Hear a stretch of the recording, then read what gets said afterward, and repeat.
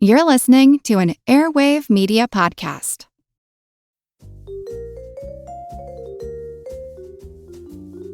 Do you love history but hate when it's stuffy and boring? Well, look no further and join me, Katie Charlwood, your friendly neighbourhood social scientist and reader of books, as I delve into unsolved historical mysteries, murders by gaslight, and of course, women who have been misrepresented through all time. On Who Did What Now, the history podcast that's not your history class. Listen wherever you get your podcasts. Want more control over your life? You need more control over your money. Hi, I'm Jean Chatzky, and that's why I started the Her Money podcast. From understanding your money personality to taking steps to earn more, spend wisely, invest for tomorrow, and protect it all, I can help you get there. So join me. Subscribe to Her Money with Jean Chatzky, wherever you get your podcasts.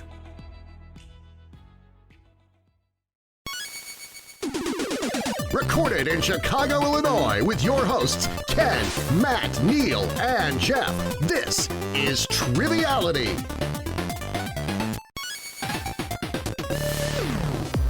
Hello and welcome to Triviality, the game where a lack of seriousness meets a little bit of knowledge. My name is Neil, here with Jeff and Ken today. Ken, start with you. What's going on? Aloha, what's up? Aloha. You're on a Hawaii kick lately. Are you going to travel there? We were just talking about Hawaii. Yeah. Maybe we'll do a Triviality in Hawaii where no one will come but crabs and other sea creatures. You know what? If we take a company trip to Hawaii, I would appreciate that. Yeah, maybe I want to learn to surf. I don't know if I'd want to try learning to surf because I think I would drown, but I would like to get on a board. You strike me as a man who stays out of the ocean. Yeah, once I've almost drowned once, I've kind of not gone to the ocean since. So yeah. What happened?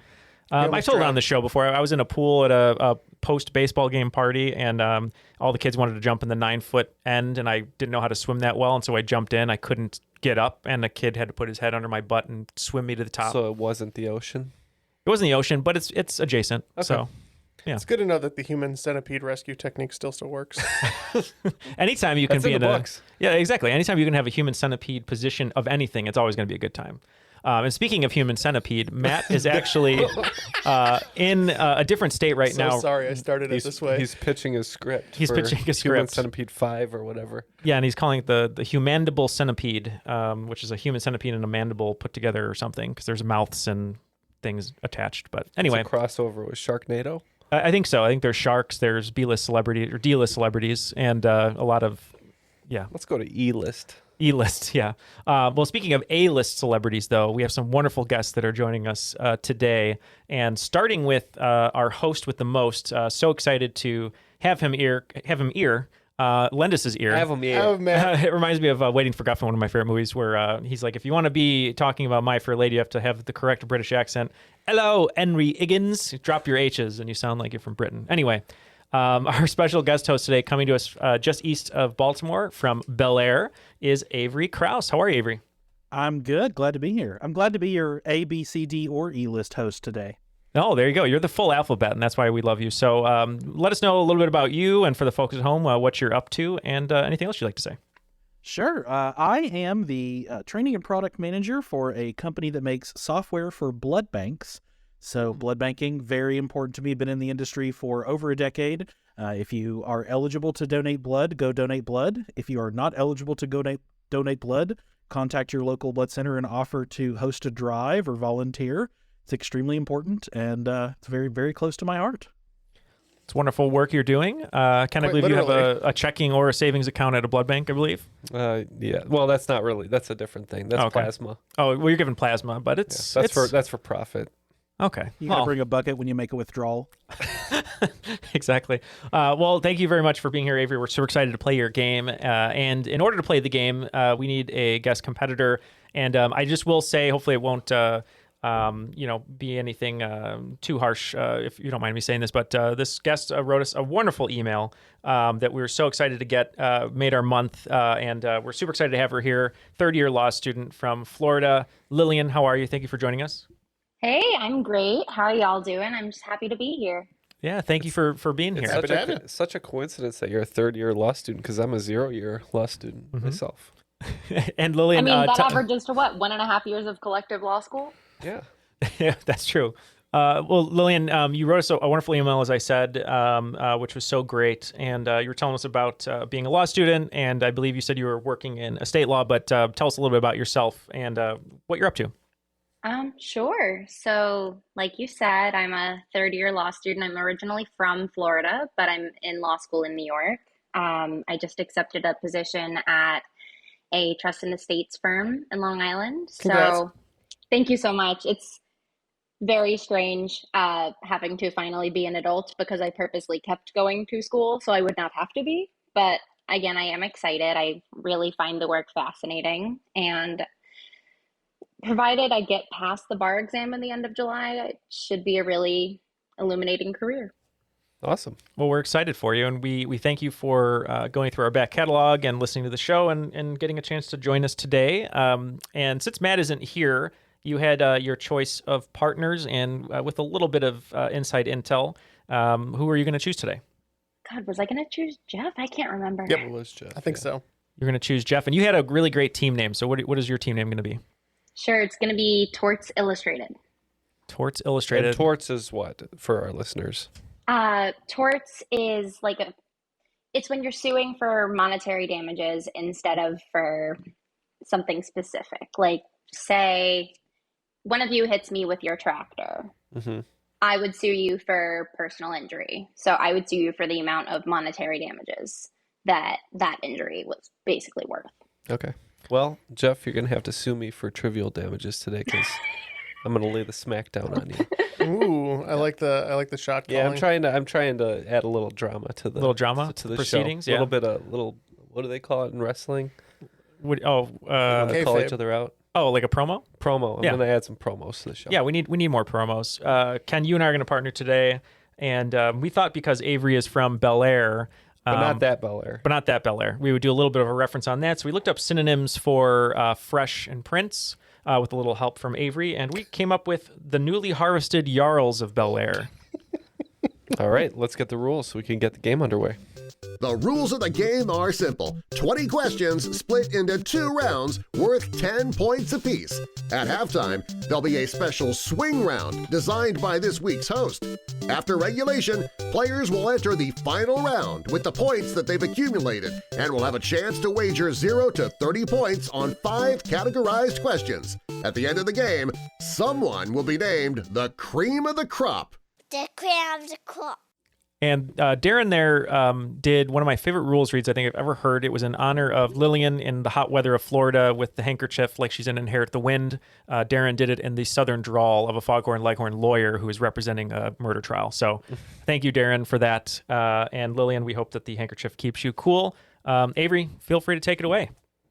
All right, thanks, guys. It's quite ironic that we were talking about being an ABCDE list celebrity because today's quiz has a theme. It is a theme that you have done on the show before, and that is the alphabet. However, as opposed to some of the previous examples that have been on the show, instead of every question being related to a letter or every answer being related to a letter, we instead have taken inspiration from the alphabet. So some of them may specifically have a letter as the question or answer. Some of them might have neither the question or the answer be about the letter, but instead inspiration provided from it.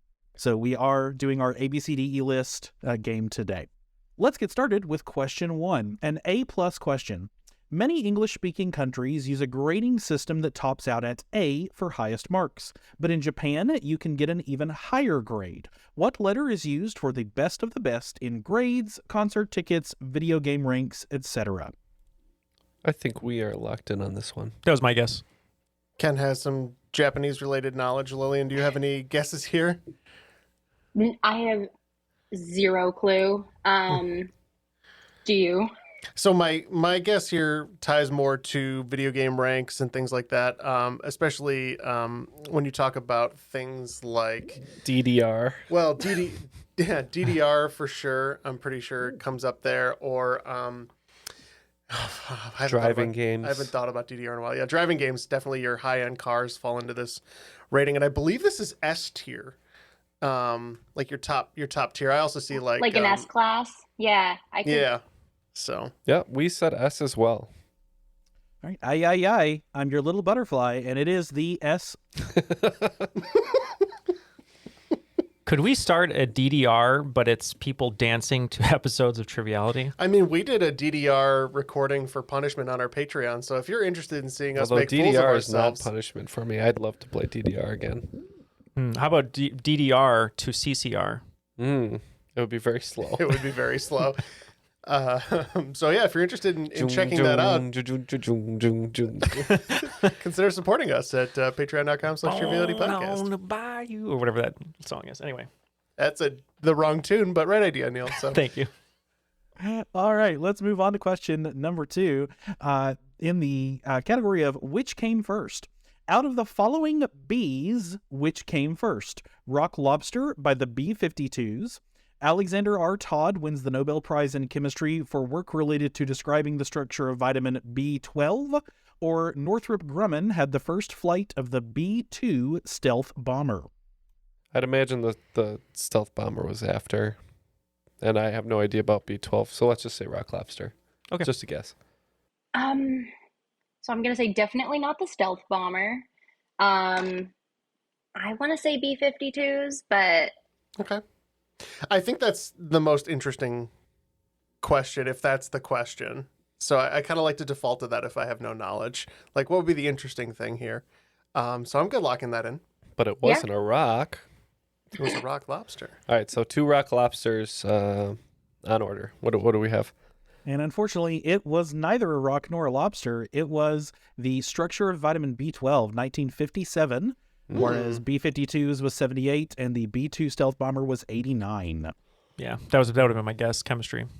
We only recently discovered vitamins though, like in the history of science. It's yeah, not that's been what that I was long. thinking. So yeah, I was like, I don't know. I thought the vitamins were discovered by Fred Flintstone in the Stone Age.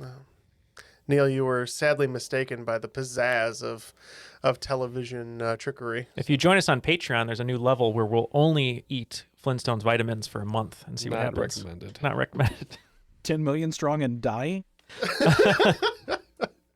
Could be bad. All right, moving on to question number 3. Can you sing it?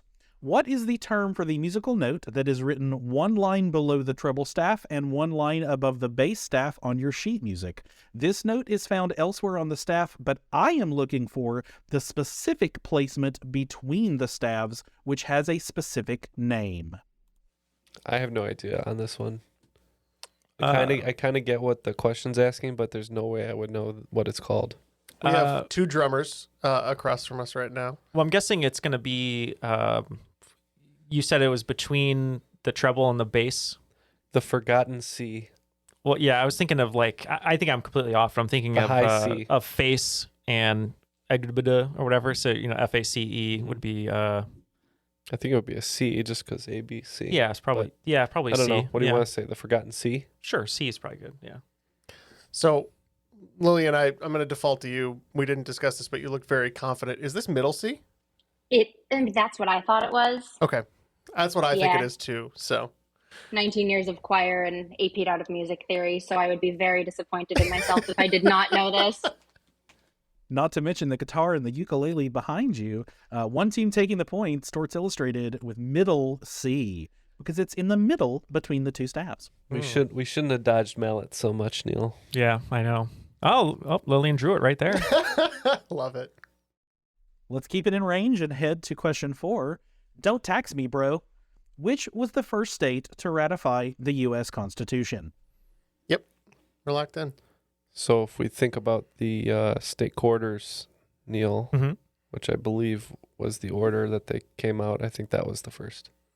So where are we going with, Ken? We're going to go with Delaware. Yep, we're also going to go with Delaware. And it is Delaware. Question number 5. No wrong answers. What West Coast rapper founded Ruthless Records in 1987 and is often referred to as the godfather of gangster rap? I'm hoping this question isn't too difficult. I don't know where I got this from. I think it's Eazy-E, but I'm not sure. I think so too. Not only are we on that letter of the alphabet, but seeing as how it wouldn't be hopefully too difficult, if it's not the film that I'm a big fan of, Easy-A, it's got to be Eazy-E, right? I'm looking for the rest of the Easy Vowel series. We said Easy-E as well. And that question proved easy. It was Easy E. Okay, as we're rolling down the street in R6-4, it looks like the newly harvested Jarls of Bel Air have 30 points, but in the lead with 40 is Torts Illustrated. All right, we're continuing on to question 6. F is for failure. He failed to complete his PhD. He failed to become an English teacher. He failed to get his first original book published with as many as 43 rejections. But Vanguard Press believed in him and published the first of his dozens of illustrated children's books. And to think of the points you'll get if you'll tell me who he is. All right. I guess it's kind of tipping us off, both the cadence of the question and some of the lines in it. Maybe Dr. Seuss.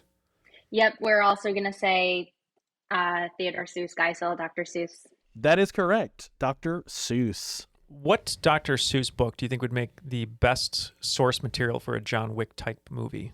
Green Eggs and Ham. Oh, like you stole my green eggs and ham. No, he's trying to force the green eggs and ham down his throat. Oh, down, yeah. See, and I thought it was for sure Fox and Socks. And then he eats so much, he goes, "Yeah, I'm thinking I'm gonna yak," something like that. I will hop on Pop until he dies. All right, moving on to question 7. A true OG. Tell me what G means in relation to these other sets of letters. ACB, CHVRS, IFCO, MPAA. So my first thought here is that the MPAA is the film industry board that would give the guidance on films, right? The different ratings. So in the film rating, G means general, for like general admission, general audience. And that's where my brain stopped. Yeah, that's pretty much the only one I got as well. Honestly, I see a lot of letters in a row and my mind just goes blank. Do you feel okay about general as an answer? Yeah, I would say so. Okay. All right, so we got a I general. think we're happy to lock that in. Yeah, we went with general as well. That is correct. General audiences. Those are the classification boards for Australia, Canada, Ireland, and of course, America. The Motion Picture Alliance of America, Neil? Academy of America? What is it? Motion Picture Association? Association, yeah. See? I don't even know that. Don't get us started on the MPAA. Yeah, exactly. Question number 8. Just my type. The letter H can be presented in Unicode using the following code point value, U plus 0048. The 48 in that code point value, as well as the value after the U in any other Unicode symbol, is stored in what numeral format? I have no idea what two that guesses, question but we'll- is about, Neil. I have no. I passed out. So I passed out. We're tapping out. So, I mean, if we're talking about Unicode numeral formats, I'm either thinking it's binary or, in this case, I don't know why, but I'm thinking not only is it H that he asked about, I think he might be a little cheeky here, and it might be an H answer. So I'm thinking it's hexadecimal, which is 16. Like it's like a 16 number numeral format, like base 16. So. Yeah. Neil, we got what year is it? He uses it in The Martian, Neil. Film things. Okay, I get it now. So you guys are going hexadecimal, Yeah, we're gonna go hexadecimal if you're okay with that. and we just You I wrote could a literally tell me it is anything, and I would believe you because I mean, numbers are not my friend. I wrote Lawyers don't have to do math. I wrote a straight line across the space where my answer should have been. So. All right, well, it is not just anything. It is hexadecimal. Wow, Good pull. great job. I actually saw The Dang. Martian again for like the second time only like 3 weeks ago. So. Good movie. Lucky you. Yeah, and I'm pretty sure he uses he has like the Unicode book in front of him because he's a big nerd. So it's Johansson's book actually. But. All right, well, you guys are podcasters. Let's test your other podcasting knowledge. Question number 9. Your Honor, I think this is a stretch. I, Claudius is a Roman-themed BBC miniseries from the 1970s. I, Podius is an episode-by-episode recap podcast hosted by Elliot Kalin of the Flophouse podcast, and another famous podcaster, best known for a series of 2000s technology commercials. For 5 points each, name that podcaster and his younger, hipper commercial co-star. You might not want to get wrapped too around the axle at the beginning of the question. All right, Neil, I have no idea here. So do you just want to say the dude, it's Adele?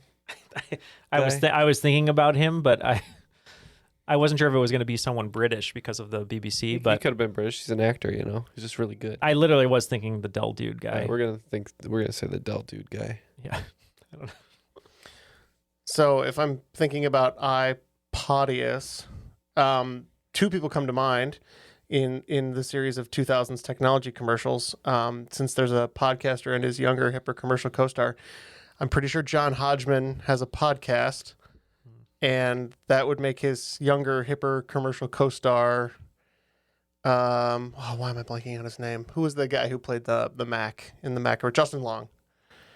So Sure. I think it's those definitely two. got, yeah, That's my I guess. think I'm going to defer to you on that one because Okay. I definitely hyper-focused on the maybe a clue about not getting wrapped around the axle, and then I just got stuck. So That was a good poll, Jeff. We think you're right. We just said the Dell dude. All right. The actual clue is in the category title, Your Honor. I think this is a stretch. He's the host of the Judge John Hodgman podcast, and he was the PC to Justin Long's Mac. Good job, Jeff. Great poll. All right, moving on to question 10. In stark contrast to that previous question, my favorite celebrity with a J name has to be Josh Groban. In 2008, he starred opposite Idina Menzel and Adam Pascal in a concert version of a musical at Royal Albert Hall as Anatoly Sergeyevsky, a Russian competitor at the top of his game who defects to England. What is the name of the musical? Lillian and I don't seem to know the one in question, so we're tapping. Okay. What do you have, Neil? Well, if you remember our April Patreon bonus, I wish there was a song in this musical called Fool's Mate, but unfortunately there isn't. It's a musical called Chess, the musical.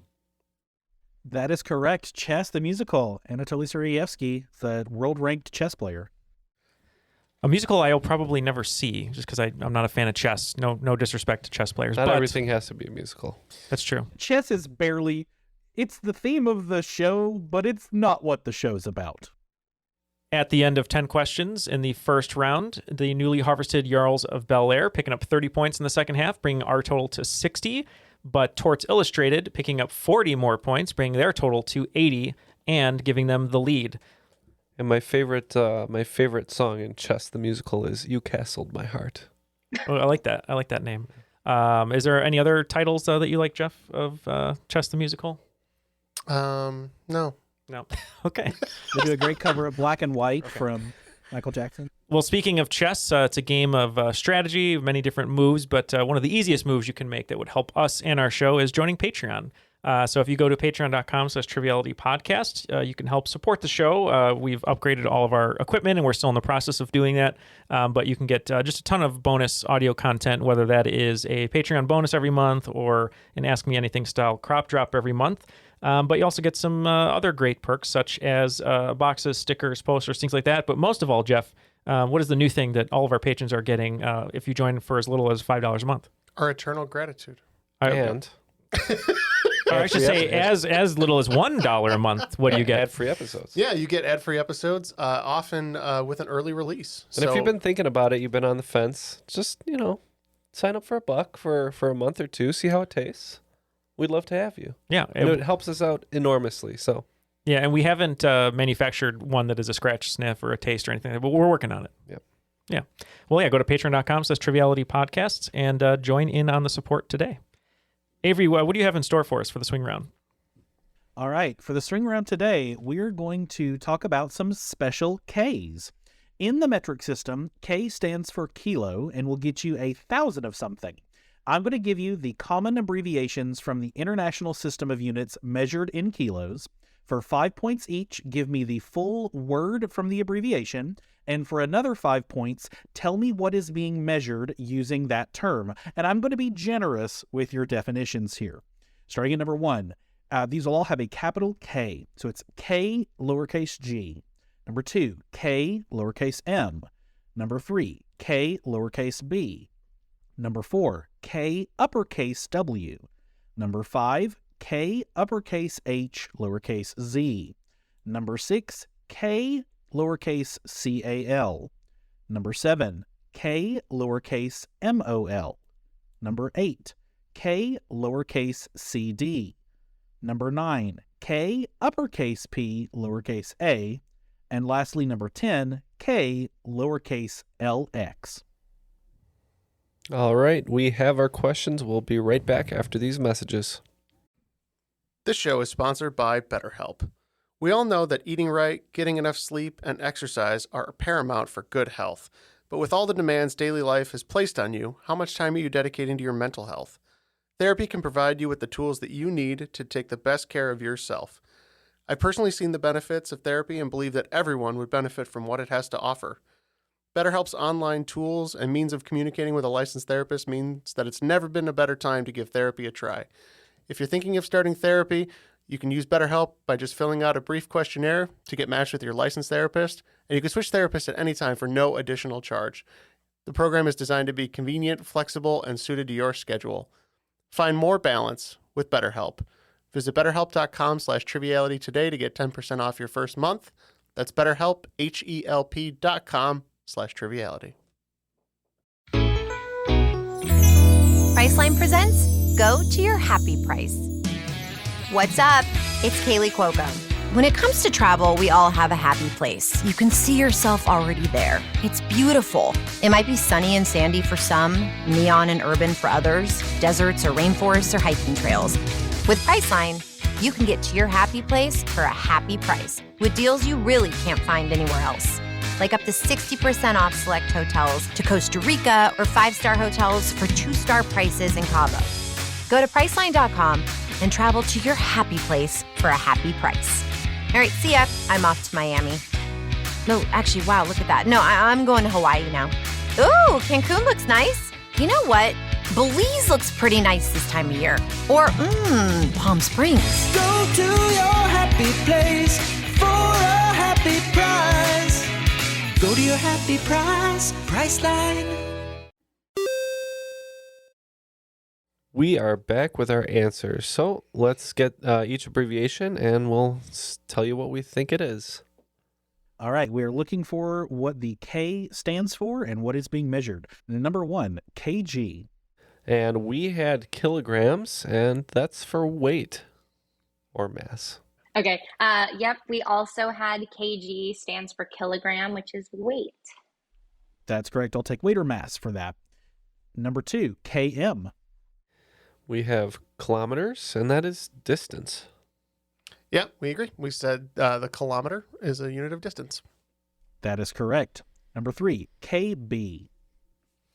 Yeah, we said that was kilobytes, and we said space or data space storage.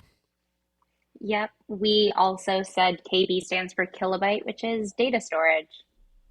That is correct. Number 4, kW.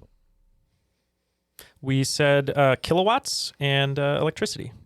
We agree. The kilowatt is a measurement of, I think, electricity use, but we just said electricity. I'll take that. It's a measurement of power, and it is a kilowatt. Number 5, kHz. We said kilohertz, and that is frequency. Yep. We also said kilohertz for wave frequency. That is frequency. Number 6, kcal. We believe that's kilocalories, and that would be like consumable energy. Yeah, we said kilocalories are a measurement of energy. Energy density, that is correct. Number 7, kmol. We said, as a guess, kilomoles, and we said it was atomic weight. Yep. We said kilomole, but we said number of molecules. I hope that is also all right. Right, so the correct answer is kilomole, and it doesn't really have anything to do with weight. It is the amount of atoms in it. So I think we're trying to be generous, but I think we'll only be able to do half points on that one. Right, number 8, KCD. All right, now it gets crazy. Do you want to take this one, Neil? Sure. We said this was kilocds, or the number of CDs in your glove box. Thousands. I like the idea that when you said KCD, it sounded like a radio station, but yeah, we said this is kilocandles, and candle is a measurement of luminosity. So That is correct. Kilo Candela, but we'll take Kilo Candle on that. Kill a Candle sounds like an old Roger Corman horror movie. It's just the Kilo Candle. It's going to come to you. It's going to take you out with fire. You must sever it at the wick, or else it will keep coming at you. And we're back to John Wick. Our sponsor for today. Yeah. All right. Number 9, KPA. We said this is kilopaxes, and it's the times you've seen the movie K-Pax counted in the thousands. Well, I kind of like your answer better, although we went with kilopascals for pressure. So, Neil, you've seen K-Pax 100 times, so you've seen it 0.1 kilopaxes, right? It makes total sense. It's a heptapascal. I don't remember the hectopascal or hecta. I'm done with this bit. I like it. That is correct. Kilopascal for pressure. And number 10, KLX. Yeah, we said this was the kilolaxes, and it is the minutes spent in a bathroom at LAX under laxative.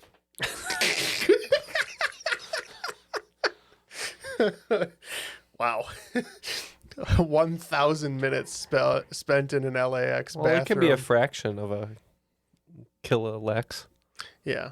I'm in the nanolax. Only 0.01 kilolaxes. We said this is kilolux, and I believe that's like the variance of the luminosity, but I don't know. Yep, kilolux for illuminates. Yeah.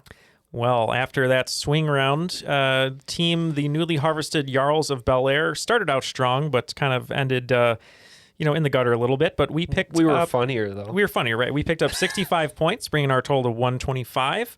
But the team of Torts Illustrated only getting half points on one question and batting perfect the rest of the round, picking up 95 points, bringing their total to 175.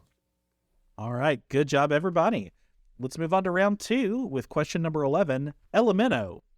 What band also got in on the alphabet theme, producing a children's album called Here Come the ABCs in 2005, 15 years after their third and arguably breakout album, whose popular tracks involved Electric Wings, Forgotten Cities, and Tiny Little Angry Bits? And for a bonus point each, can you name the 3 songs my hints referenced? All right, we are locked in with a guess. We're not sure if it syncs up with the timeline, but we're going to go for it. Yeah, I have no idea. 1990 is a little bit before my time. But looking at Forgotten Cities, the only thing that's in my brain is Istanbul, not Constantinople. But I don't. What does that relate to for you, if anything? Forgotten Cities. Right. But I didn't know if there was like a band. No, there's no ending to that thought process. That's just the only thing that I could think of. I truly have no idea. I don't know why.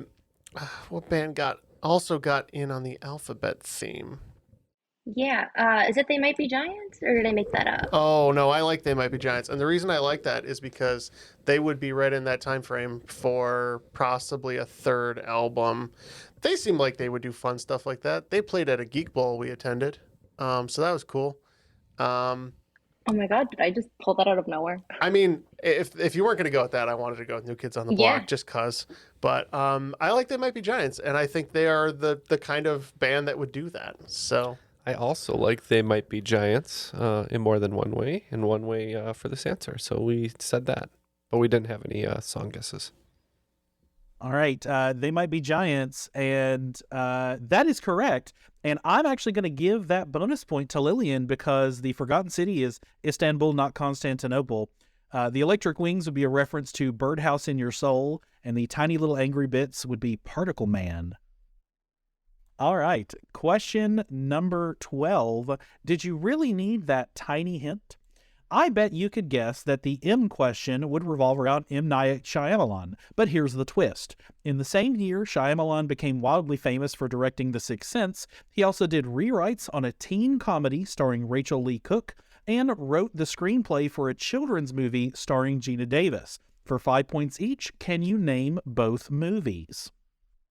Movies are not my friend.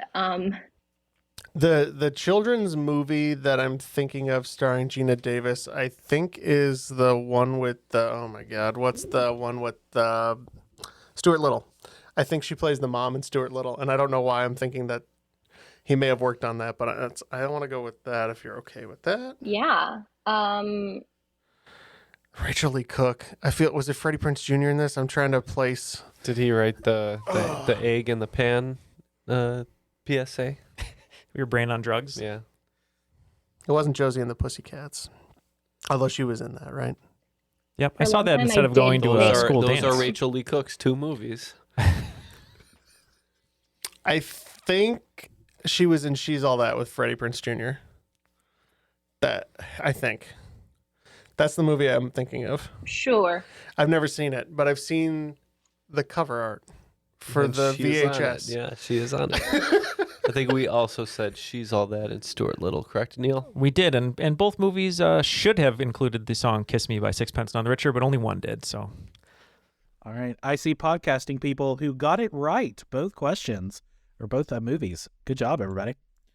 Question number 13. Will not break. It broke. A lot of unlikely sources have tried to break into the video game market. You've probably had, I know you've had questions about the Philips CDI before, which was so bad Philips never tried games again. One company in 2002 tried to compete with the Game Boy platform by adding in phone capabilities. What was that company, and what was their failed device? Yeah. It's up to you. I'm not sure on this one. I know it lasted a while, and I think it had games on it, but we can lock in over here. Okay. Do you know, Lillian, any guesses? Well, I mean, phone capabilities, my answer would be the DS, but it's not a failed device, so Right. It's weird. Like my first thing I thought of, and I don't know if it came out earlier because I had one and I like never played it and it wasn't the best, but I had a Cyberco, which had like shortwave texting capabilities and stuff. It had like a BlackBerry style keyboard and all that. that would qualify. Yeah, I mean, I'd be fine to lock in with that I have because no idea what other phone capabilities they would have had that weren't a phone. So that's what we're gonna go with. Cyberco. Yeah. Never heard of it. What did we have? So I was thinking between two, and I'm probably going to pick wrong here, but we thought it was either the Engage, I can't remember the company behind it, or we thought maybe it was that T-Mobile Sidekick, which was everywhere because it had the keyboard that flipped out and you could play games on I it. thought that was a phone. I think it was a phone, yeah. yeah. So, the two, which would you like to have as your answer? The first one. Okay, well, we'll say Engage. All right, I'm going to give half points for that. It was the Nokia Engage. I've never even heard of that. So made by a phone company. Phone company notorious for phones that will not break. Oh, now I get the... okay, duh. All right. Oh yeah. Yes. What letter of the alphabet are we on, Neil? Ah. There you go. All right, question number 14. Viva Las Vegas. There are many letter-based things to see and do in Las Vegas. The D is a popular casino on Fremont Street, while TI is located on the Strip. V is a variety show you can see at Planet Hollywood, and the MGM Grand has the CSI Experience. But there is also an O in Vegas at the Bellagio. What is O? It's a stage play of the film O. Of the play O or the Mekhi Phifer movie O?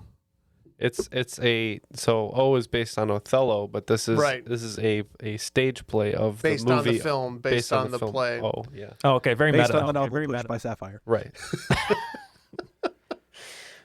Oh, We're locked in. I've been to Vegas. It's fine. I have not. Who's that guy who's always going around screaming, oh? Oh, Andrew Andrew Dice Dice Clay. Clay. Oh, It's Andrew Dice Clay's Hickory residency. hickory dickory dock. That's not the worst answer we Speaking can come of up with. residencies, on my road trip, we drove past Yakov Smirnov's theater in Branson, Missouri, which I did not know existed until I drove past I it. didn't know it existed until you just told me about it right this very moment, Ken. The Yeah, it's gem of crazy. Branson. Yeah. And we're getting in the car right after this episode. So And then I was describing who Yakov Smirnov was to my travel partner, which was interesting. That's even more interesting, I think, than the because I was trying to describe the in USSR joke, right. but it was like I had to think of a good example, but I could not do it Because I'm not as good of a writer as Yakov Smirnoff, as it turns Apparently. out. Yeah. At Silver Dollar City, roller coasters ride you. Right, exactly. The only thing that I can think of, maybe like a theater, like the Orpheum Theater, but I have no idea. That's better than anything I got. I'm imagining a Cirque du Soleil, but everyone's covered in blood. Neil, was that a thing that happened when we were in Vegas, or am I just daydreaming? So. I think anytime you go to Vegas, there's a good chance you can get covered in blood. So your final answer? I have no idea. Is the Orpheum Theater, I guess, is our guess? I don't know. The old orifice. Well, if you go to Vegas, you could also see Love or Mystere, but if you want to see a really good Cirque du Soleil show, you go to O. So that's what we said. Cirque That du is a Soleil. Cirque du Soleil show, huh? Yeah, newly harvested Jarls with the correct answer. It is a Cirque du Soleil show. It's the water-themed one. Water. That's what I was thinking, blood. It was like red water I saw in the one advert. And isn't O in French, EAU, isn't that water also? That is exactly why they named it that, because nobody was able to pronounce EAU. And Bellagio has the famous fountains, no? That is correct. It all comes together. All right, we're going to head down the strip to question 15. It's no wonder, and I will say this was the hardest question according to the crop. So good luck. She was born on a utopian island outside the reach of outside civilization. Her powers include superhuman strength, agility, stamina, and even flight, and she's no stranger to invisible gadgets. Can you name this Marvel superhero with an alliterative P name? Hint, she was considered royalty on her island, so this might clue you in to one of the P's. All right, well, if the crop thinks it's hard, we agree, because we have no idea. We're going to just take a alliterative guess. What are your first thoughts on this, Lillian? Well, princess, because royalty, but Indeed. that is as far as I got. And then, I mean, the next thing that I thought that starts with a P is pistachio. So if we want to just like give a dumb answer, we could do that. But Yet another green hero from Marvel. but I have no idea. I would I'd dig my teeth into some Princess Pistachio. Okay. So Well, our answer's not very much better. We're just saying Princess Petunia. All right, unfortunately, no points on this one. She was the Power Princess, also known as Warrior Woman. Well, speaking of warrior women, Lillian's going to be a very powerful lawyer, but that's why we won't want to cross her. But her team is still in the lead. You guys picked up 21 points, bringing your total to 196. We picked up 35, which was very respectable, but we're still behind at 160. So we still have a long way to go. Ken. Okay. All right. Okay. Continuing on to question number 16, phenomenal cosmic power. John Delancey plays the mischievous Q, a practically omnipotent otherworldly being who can manipulate space, time, and matter in what television and movie franchise? Either X-Men or Star Trek, whichever one you feel more confident in. yeah, because I'm pretty sure at first I was thinking this was Dr. Manhattan, since there's both television adaptations of his various properties, but that doesn't fit the The I don't think prompt. that fits the question here. So, you know what? Let's just guess X-Men. We're on a bit of a comic book theme, maybe potentially here. So, that's what Well, we'll go we with. said... No, we said Star Trek. No. And Q is the otherworldly being from Star Trek who tortures Picard. This is antagonist there. All right, moving in to That's question. why he's bald. It met. Q says, bald! And he just went bald. Oh, I thought it was from all the torture airing of him. That was the method of torture, by making him bald. All right, we're going to move to question number 17. Really? Not even a letter? So R is the 18th letter in the English alphabet. So, of course, this R-related question is about the famous sports athletes to wear the number 18. If I'll give you the team and you give me the 18, 3 points each plus the 10th point if you sweep. We have the Indianapolis Colts, 1998 to 2011, and Denver Broncos, 2012 to 2015. The Argentina U20 national team, 2004 to 2005. And the Pittsburgh Pirates, Montreal Expos, Florida Marlins, Houston Astros, Chicago Cubs, San Francisco Giants, and New York Mets, assortedly, 1990 to 2008.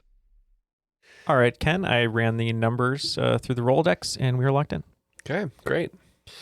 Lillian kind of defaulted to me here, since apparently of the two of us, I'm the sports expert, which is dangerous. And we went with Peyton Manning for the first one, Lionel Messi for the second, and good old Kerry Wood for the third. Good guess of 3 humans. So for ours, I'm not sure if Avery meant to have a little bit of alliteration, sort of. But yeah, we said the sheriff, Peyton Manning, for the football one.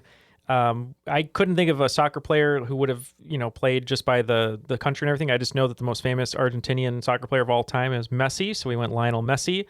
And the last one was tough. I had to go through all the teams. I'm not a huge baseball follower, but I know in 2003 when I was in college, my entire dorm room floor went insane when the Cubs lost their series, going to the World Series. And a player on that team known for peeing on his hands to toughen them up because he didn't use batting gloves. Moises Alou. We said Moises Alou.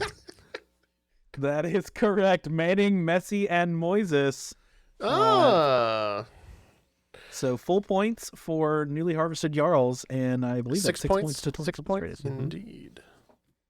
All right, let's continue on to question number 18, the current Middle Ages. I spent nearly a decade as a medieval reenactor in the SCA, the Society for Creative Anachronism, a living history organization founded at a medieval-themed backyard party hosted by Diana Paxson, the author of the Westria and Avalon novels. Can you define anachronism? And I'll be generous here as long as your head is in the right place. Technically, the answer of this question is yes. How about, what is the definition of anachronism? All right, we're still locked in. Can I go to the bathroom, Mr. Neal? By that measure, I could also say no and get full points. Yes, correct. You have to ask a very specific question. That is one thing that I have learned.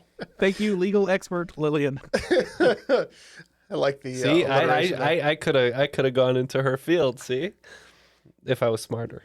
Yeah, if you had ambition. If you had follow up to that one gotcha that you just produced, but I believe that the A would mean no, right, and the chronism would be time related. So this would be something that would be out of time, right?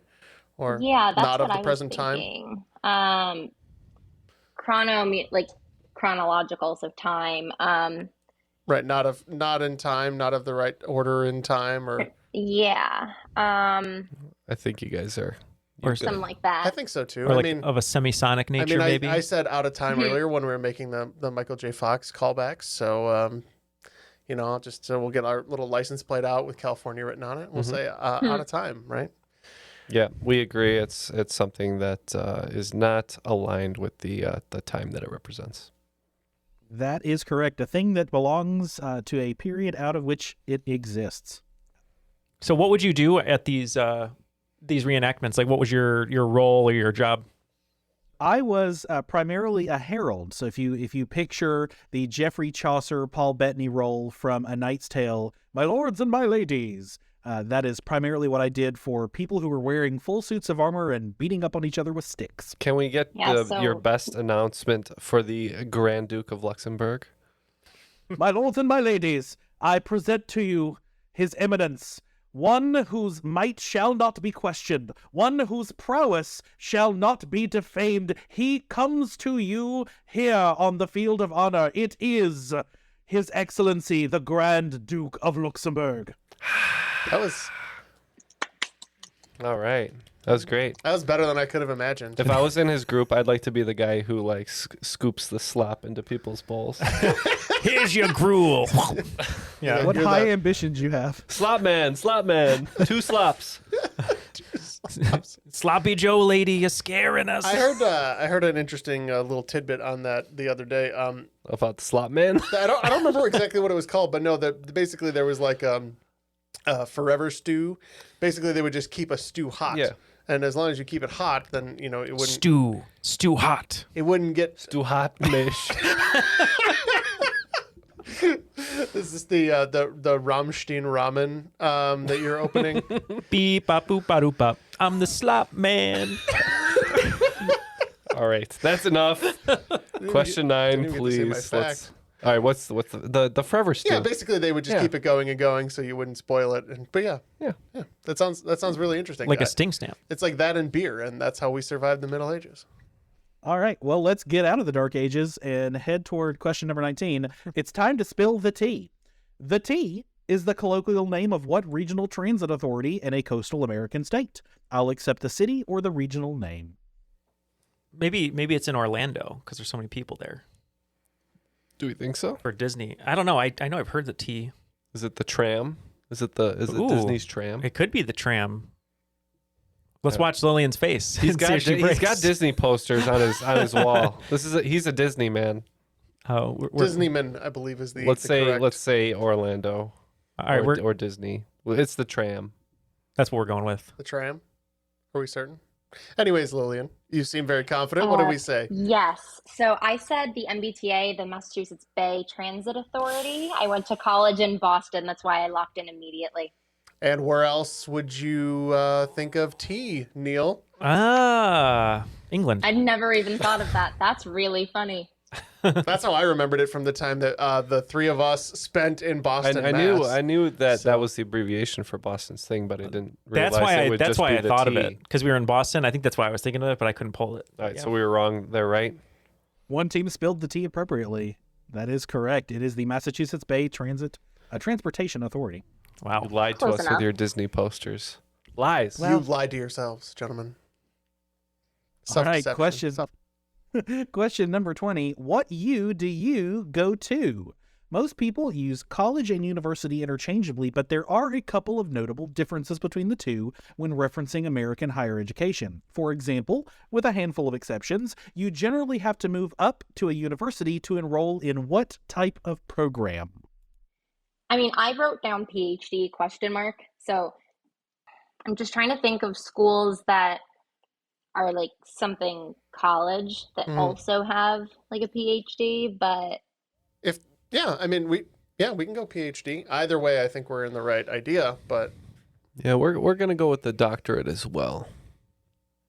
All right, so I'm going to go ahead and take this because it is graduate programs. Generally, to get a master's or higher, you're going to move up to a university. At the end of regulation, it looks like the newly harvested Jarls of Bel Air picking up 40 points in the second half, bringing our total to 200. And Torts Illustrated picking up 36 points, bringing their total to 232.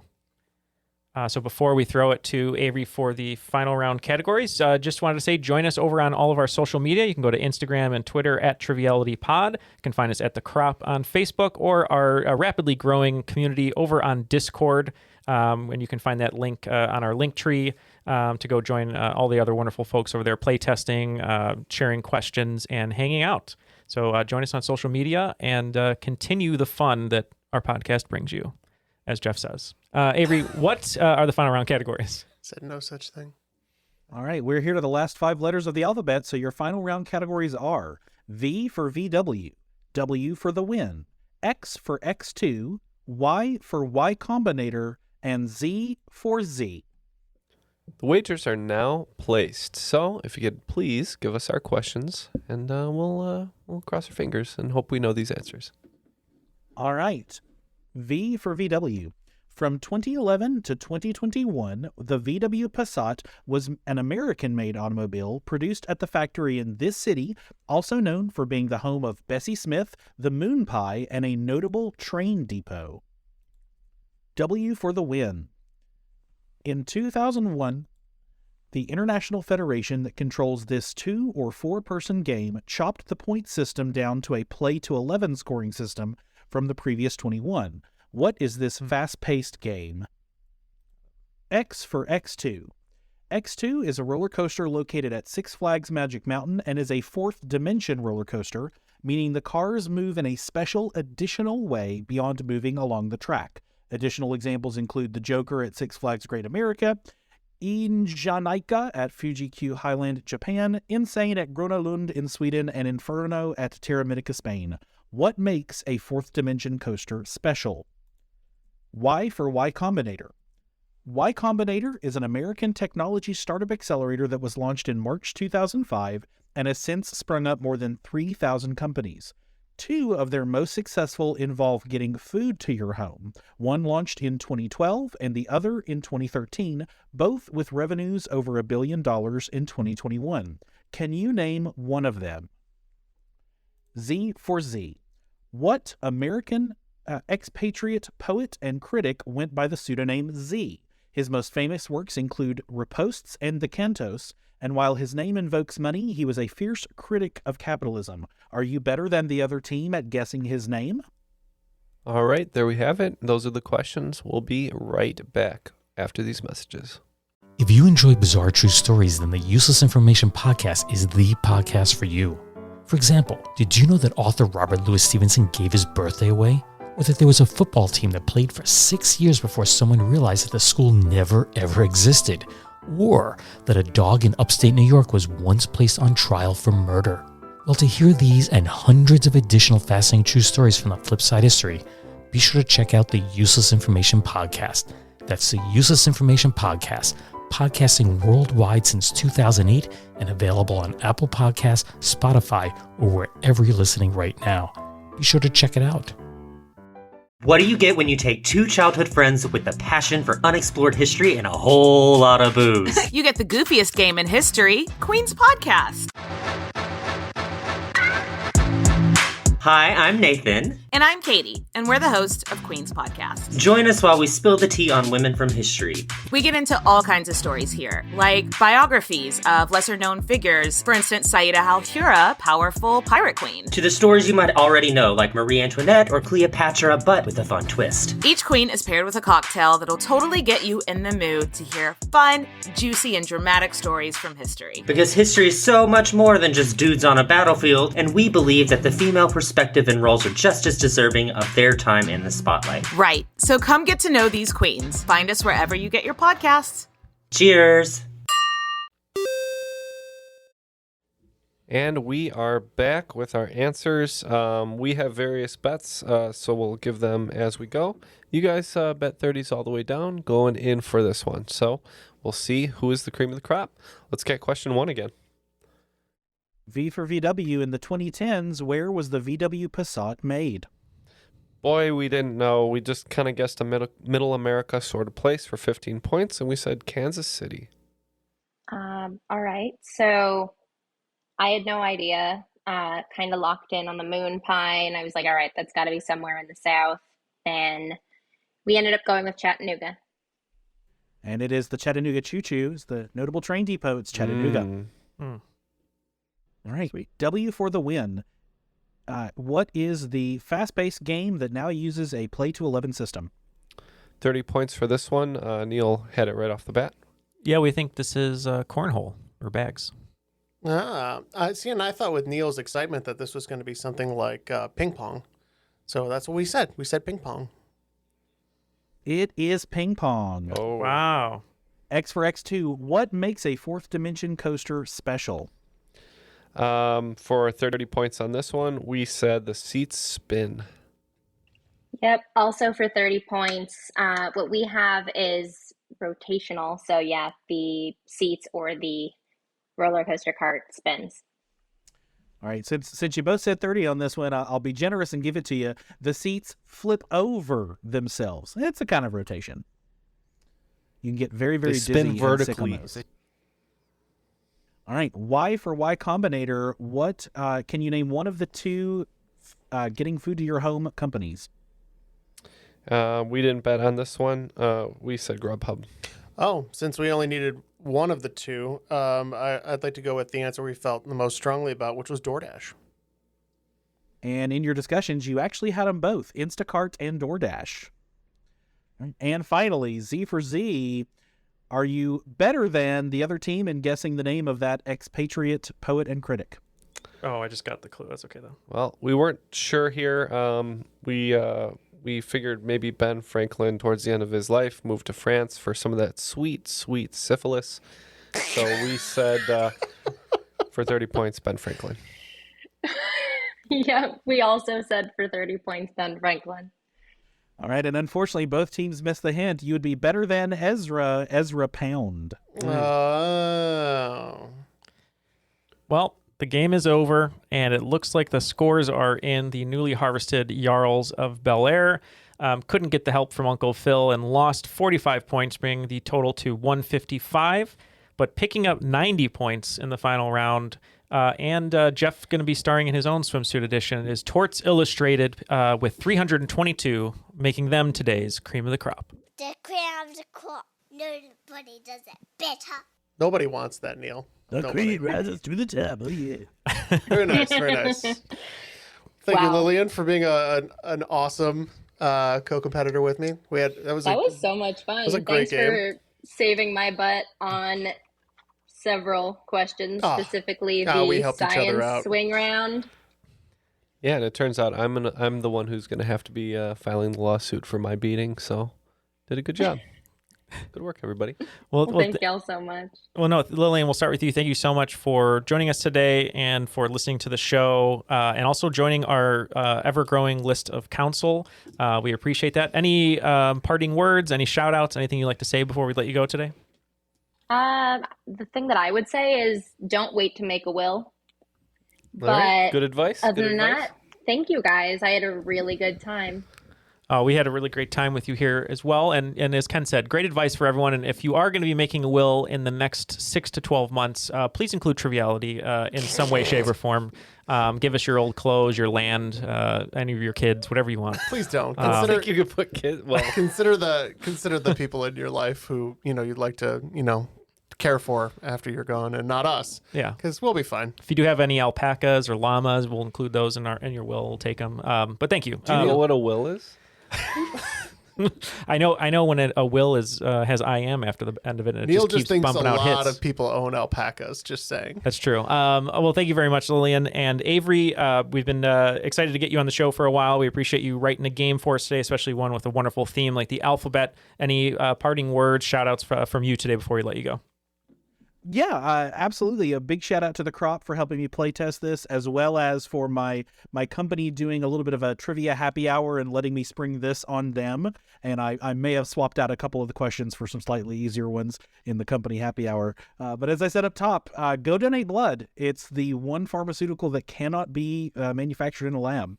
Well, thank you. That's a great message. And Ken, let's talk a little bit before we go just about our network that we're on. Yeah, it's Airwave Media. We're very grateful to be partnering with them.